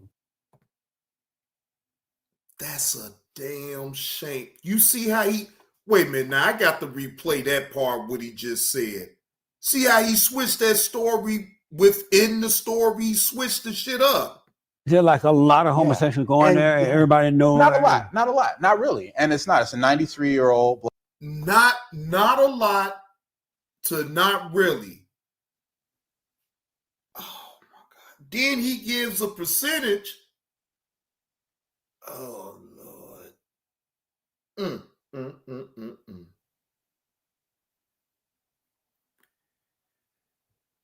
You can't make this shit up, ladies and gentlemen. You can't make it up.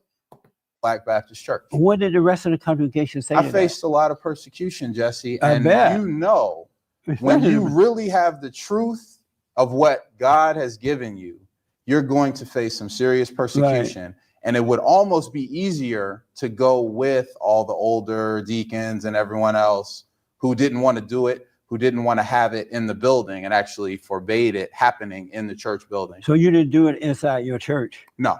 Where did you do it? It was at a park. It was a At beautiful park? day. Yeah. Oh, okay.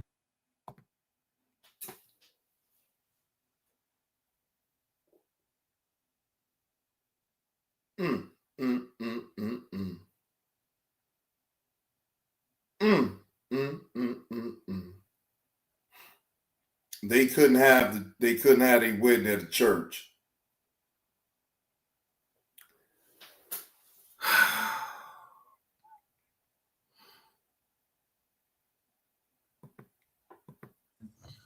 Did some of the members leave as a result of that? A couple left, not directly off of that, but I think that was a symptom of my spiritual vision being, I'll say bigger, but certainly different than what, my congregation was used to. We should love all people. Well, first off, Pastor, if you know about the Old Testament and what they say, right? If we're going to be honest, it's no way that you perform that ceremony. Now, a judge can perform the same type of ceremony, right? The judge can actually perform the same type of service. A pastor don't necessarily have to do it, right? So if you know that that's really against what the Bible says, then why put yourself like that at risk instead of just telling them, look, all due respect, you probably be better off going to City Hall and go in front of a judge. I'm just saying. People, but with the intent to help all people overcome sin, not to accept the sin as good. Do you agree with that? So I do. But you're not loving these people in the right way, in that you're not helping them to overcome. You're going along with that is normal. So you're being a preacher, you're causing them to just live in sin. Are you concerned that God? Damn. Damn.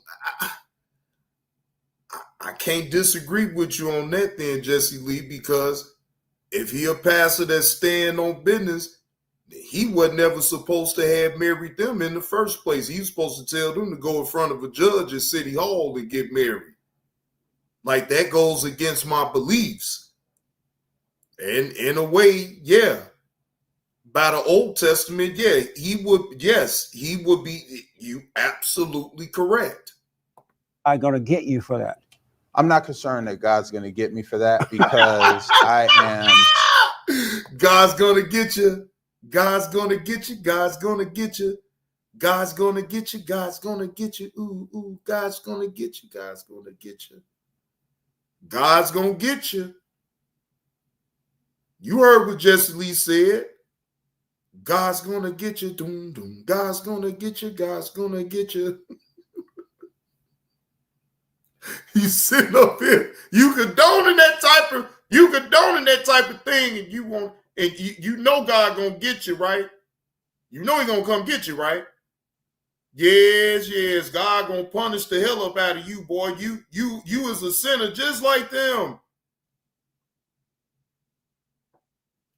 God damn, boy. Boy, you a goddamn boy. You just as bad as them. The baddest the people that you married, you punk. God's gonna get you. Just know that, like Jesse Lee said, God's gonna get you. Just imagine looking at the person telling you that shit right there. Imagine Jesse Lee sitting up there telling you, God's gonna get you. God's gonna get you. God's gonna get you. God's gonna get you. God's gonna get you. Just imagine, Reverend Ike, a face like this telling you that God's gonna get you. You better run then, Reverend Ike. If this face right here, if this man right here sit up here and tell you God's going to get you, boy, you better run. Teaching the word of God, the gospel of God, the best way that I know how, pouring myself out, blood, sweat, tears, sacrifice, to convey the good news to everybody. Let me ask, should the church accept homosexuality as good? Yes. If you think your child may have autism, it's important to act quickly. At Action Behavior Centers, we want to reduce barriers to. Wow. So he said yes. He wants the church to accept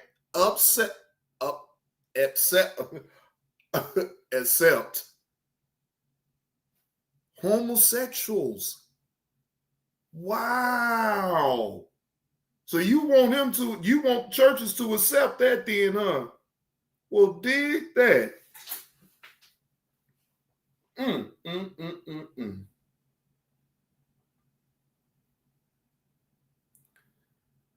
don't know, not probably nowadays the pastors is accepting, I'm sure of it, at this point. I'm really am sure of it. Shit. I'm sure of it.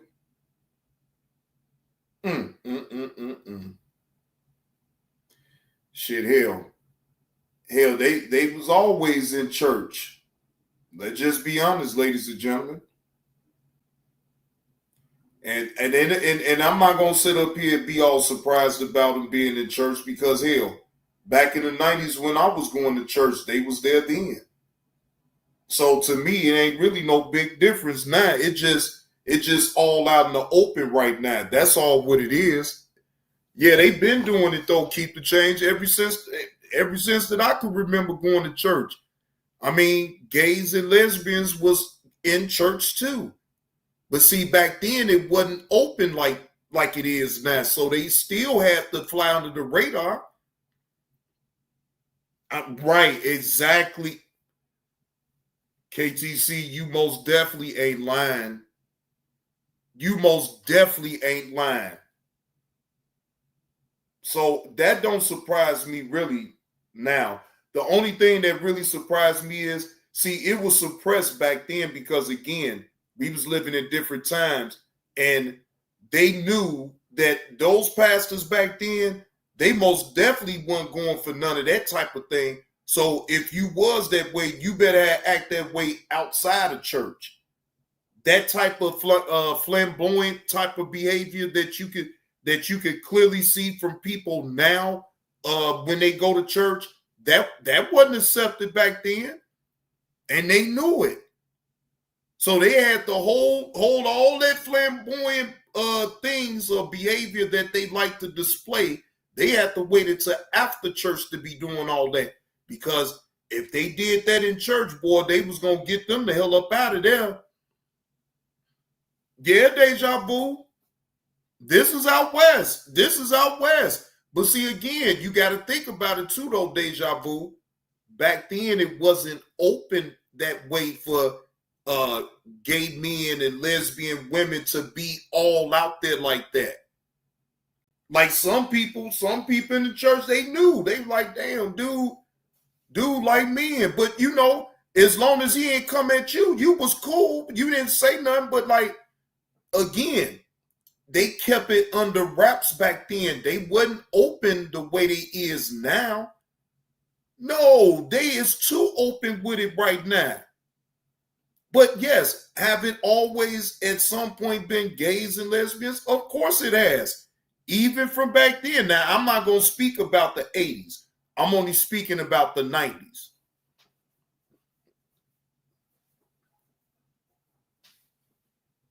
And it was damn near.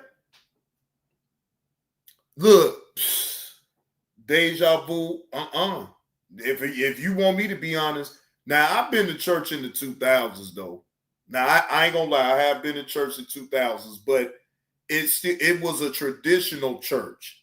You feel what I'm saying? Like for real, like you still have traditional churches on out here. So don't get it confused, ladies and gentlemen. And you have pastors that ain't gonna play that. Look, they ain't gonna be all broadcasting it and all that on the internet. But I guarantee you still have some traditional churches on out here that they not gonna accept that type of behavior. And I'm just gonna be honest. It is. But not here to drown y'all out with all that religious stuff. Y'all know I really don't be trying to talk about no religion like that. So let's move on from that, because I don't want to keep elaborating on no religious stuff. Believe what you want to believe, go where you want to go. I ain't mad at you either way. Free to do whatever it is that you want to do, because I don't know you.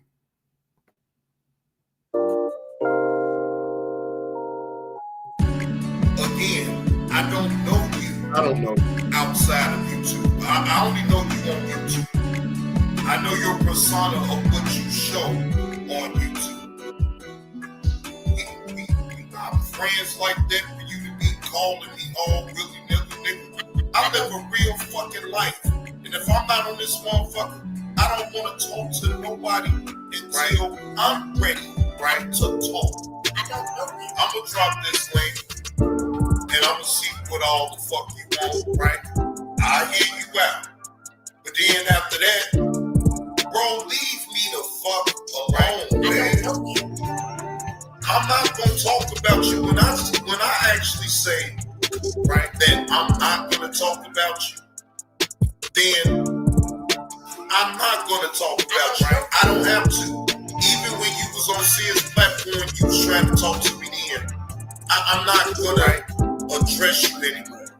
Matter of fact, this is an impromptu live, y'all. This is an impromptu live stream. Right? I wasn't even planning on going live. Right? But I have to address this and I have to put it out on YouTube, because why? I know you on YouTube. I don't know you in real time. So I'm not going to ever talk to you on no back end at all, ever. Right? I'm not going to ever do that. If you want to address me about anything, you address it for everybody to hear.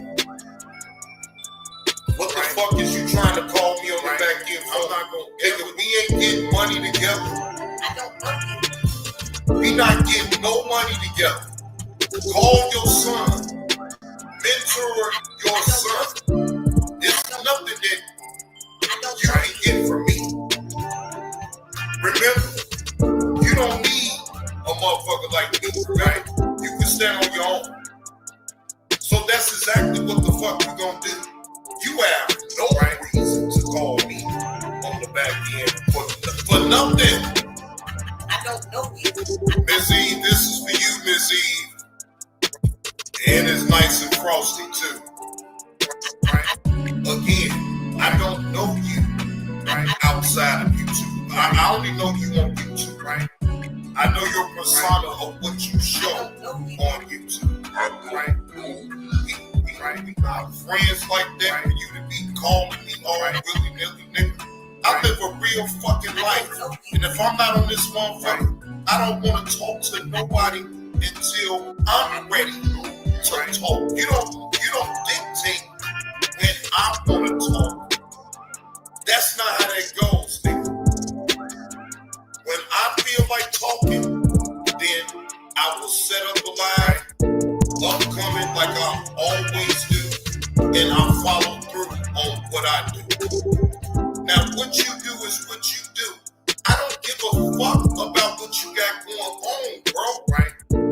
Stop talking that line with me because, see, you better know one thing about what I will do, or I will tell.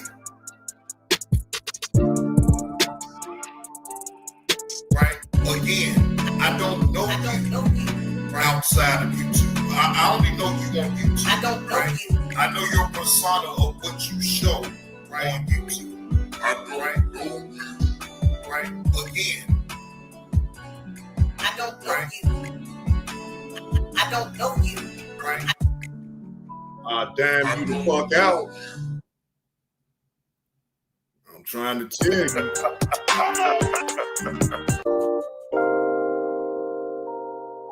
I will damn you the fuck out. I will tell. Okay? I will drop a dime on you so quick and so damn fast, you won't even be able to blink twice. Not long, blink once. Shit, I ain't playing. Boy, I drop dimes around here. Shit. You do something wrong, and I don't like it, I'm dropping dimes. I'm dropping dimes. Shit, not worth it. Good luck on trying to find out. Look, good luck on trying to find out what church I go to. Hey, that's why I don't talk religion. That's why I do not talk about religion on my channel. Because either way, my views is my views. But I won't disrespect nobody's religion or lack thereof. If you don't believe in God, then hey. But shit, if I see you doing something, I don't care. Look, I'm dropping a dime. I don't care nothing about that shit. Stop doing wrong then. Shit. You want people to look the other way while you sit up there and do wrong and shit. No. Shit, that's the problem with our ass now. Shit, we sit up here and look the other way when we see somebody really doing some wrong shit.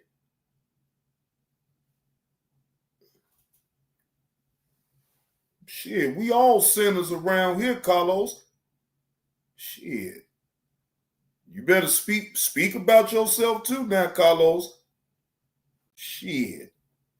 Speak about yourself now. Because I know I'm a sinner. So I ain't gonna never sit up here and act like I ain't. But I still ask the Lord for forgiveness. I still ask Father, please guide me. Shit. Boy, you the biggest sinner up in this goddamn chat, Carlos. Shit.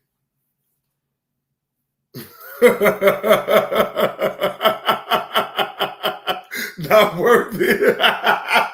Oh, what that gives you, look, that gives you a free pass to do bullshit just because you baptized? Man, shit. Yeah, all right. Yeah, all right. Yeah, good for you on being baptized.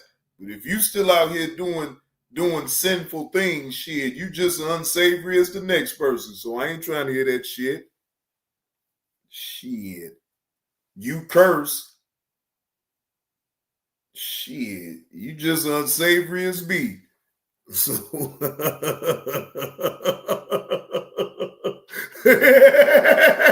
talk about some glory to God and sitting up here trying to give people money for a school that ain't gonna never open up. Donations, ladies and gentlemen, donations, gifts. Get the fuck out of here. Get the fuck out of here. Well, you know, right. You can commit all the sin you want, long as you born again, huh? So I bet not catch you doing the Kev low then, huh? You ain't gonna do nothing but backslide like Kev low. Yeah, you know, you be all in the church. You glory to God, and then next thing you know, you get triggered back into being the goddamn outlaw. Shit. 1 minute you a man of God. Then the next minute, you a goddamn outlaw. Imagine that shit there. Imagine that shit there, ladies and gentlemen. Backslide and repent for your sins like ain't nothing happened. And then backslide again and then act like ain't nothing happened. And backslide again and act like ain't nothing happened.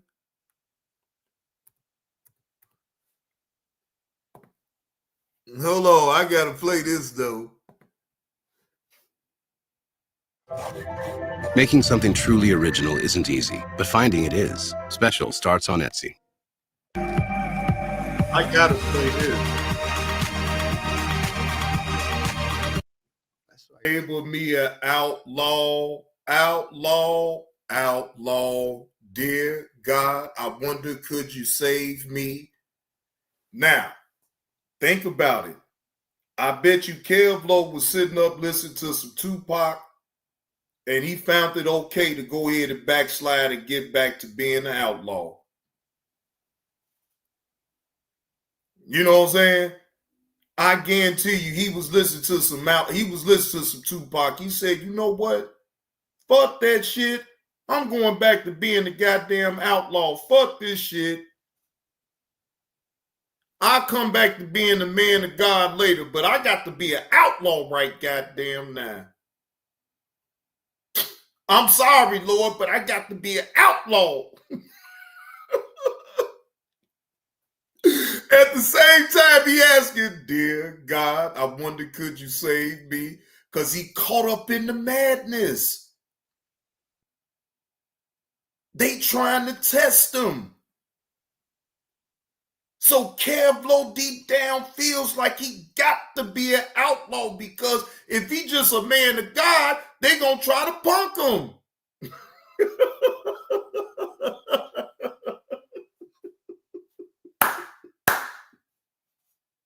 He feels he's at war right now. So he can't be a man of God, be at war with these unsavory, uncouth people. You know what I'm saying? Whoever, you know, ain't no disrespect like that, but all I'm saying is, hey, he like, man, Kevin J ain't working because they still trying to treat me like a pop. So he got to resort back to being the outlaw so he can really go to war. Because he can't go to war with a name Kevin J and then he telling everybody that he a man of God, that he done found Jesus again. Come on now. That don't even make sense. That's why I can't take him seriously. That's why I know he just on some bullshit, ladies and gentlemen. But again, hey, do you? Do you? Hey, look, this as long as you able to come back to the Lord and ask him for forgiveness of your sins of what you about to do, then hey, shit, have at it. You feel what I'm saying? Hey, you grown. Shit, hey, you got to do what you got to do.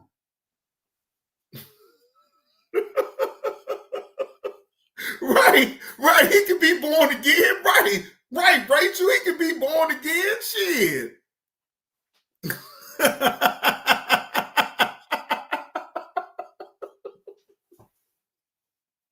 All in mid-flight. In the midst of a war, he a man of God. When he say, no, forget that. I got to turn back into the outlaw, goddammit. Next thing you know, Outlaw Anthony, look, Mafia Anthony gonna go back to being the outlaw too. Boy, he gonna get the outlaws back up again.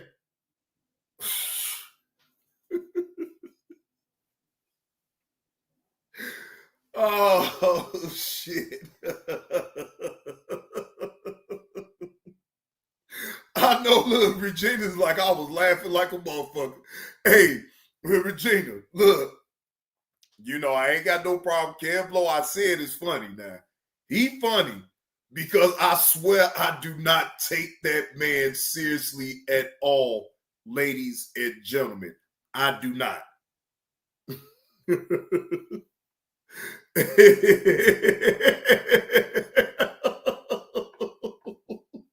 That's what I look. Not worth it. I'm waiting on Mafia Anthony to turn back into an outlaw. I'm waiting on that. I'm sitting back waiting on Anthony. Look, no more Mafia Anthony no more. He gonna go back to being an outlaw too. And then the outlaws gonna be together back again to go to war. God damn it. Shit.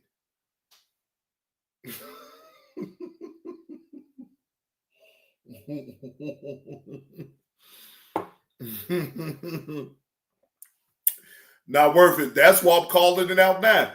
Not worth it. I haven't been wrong about the things that I done called out on here.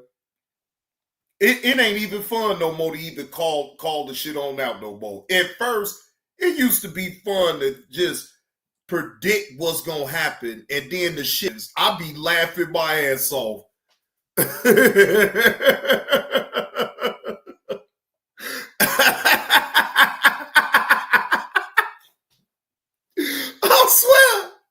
I swear they gonna build a comeback right now. Y'all done heard me call it out. Y'all done heard old JB2 call that shit on out. Don't forget now, I called this shit on out now. I called it out. So if it happens, all y'all just laugh. Just be like, John was right.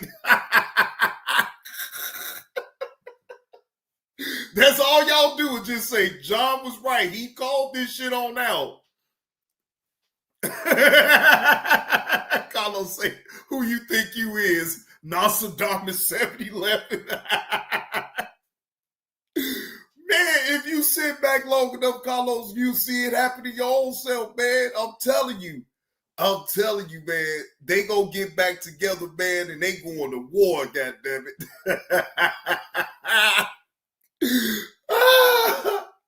All you gotta do, Carlos, if it happens, just sit back and laugh and be like, yeah, John was right. That's all. Shit, I don't care, you know. I find it to be entertainment. That's it. You know, hey, salute to Mafia Anthony and salute to Cam Blow, man. I ain't got no issue with him, man. Got no issue with none of them, man. Do y'all, man. Look, I've been out y'all way, so y'all ain't got to worry about me. I just find the shit to be a little hilarious, though. That's all. It's funny to me, because I don't care. Either way, but I'm telling you, I haven't been wrong about the things that I call out. That mobile chat is crazy, generated louder than the host. Oh, my bad. Oh, Lord Jesus Christ. Not worth it. Come on. Y'all ridiculous around here. But anyway, ladies and gentlemen, I am going to conclude the show and get the hell on up out of here and enjoy the rest of my Thursday. I hope that y'all will do the same. Enjoy the rest of y'all Thursday afternoon to evening. All right. This host is getting the hell on up out of here. Okay. This host is about to fast break the hell up off of this goddamn post. All right. This host is about to go. This host is about to leave. All right. Of course, if y'all are picking up what old Johnny Blaze is putting down with this afternoon's content, If you feel generous enough to donate to the host, my Cash App is available and my PayPal, ladies and gentlemen. Always, Rachel, I'm here to entertain. I am here to entertain. I am here to inform y'all about current events. And I am here to make monetary gain off the content that I provide. Now, again, if you truly picked up what I put down and you did have a good time here at the JB2 Reaction Show, please donate, brothers and sisters. Please donate, brothers and sisters. Please donate, brothers and sisters. Salute to the chat. Y'all have a good one.